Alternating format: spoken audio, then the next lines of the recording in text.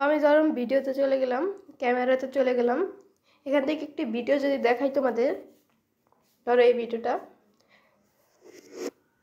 দেখো। এরকম ভিডিও আমি একটি পেয়েছি, কমেন্ট পেয়েছি যে এইভাবে এরকম ভিডিও কীভাবে তৈরি করবো।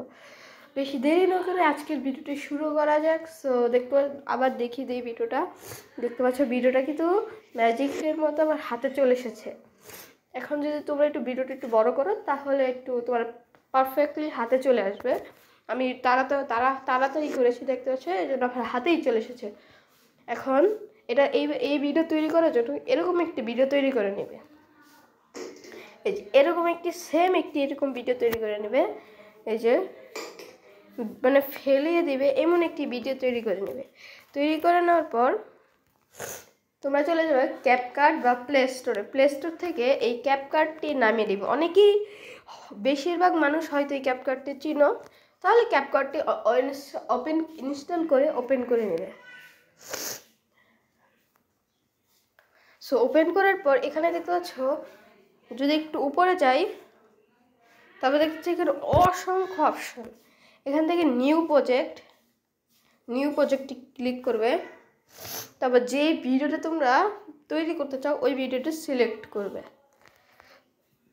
সিলেক্ট করার পর উপরে দেখতে পাচ্ছ লোডিং নেওয়ার পর এখানে একটি অপশন।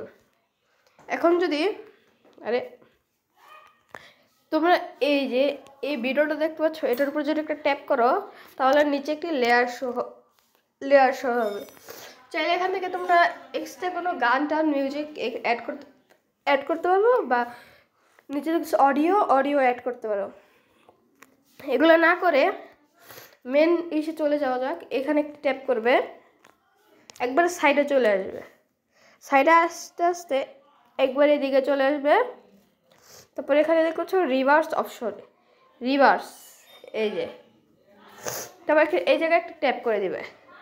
ট্যাপ করে দেওয়ার পর ভিডিওটা যদি লং হয় তাহলে একটু সময় লাগবে, যদি ভিডিওটা ছোট হয় তাহলে বেশি সময় লাগবে না। তারপর যদি এই প্লে অপশনে ক্লিক করি দেখতে পাচ্ছ ম্যাজিকের মতো শো হয়ে গেছে।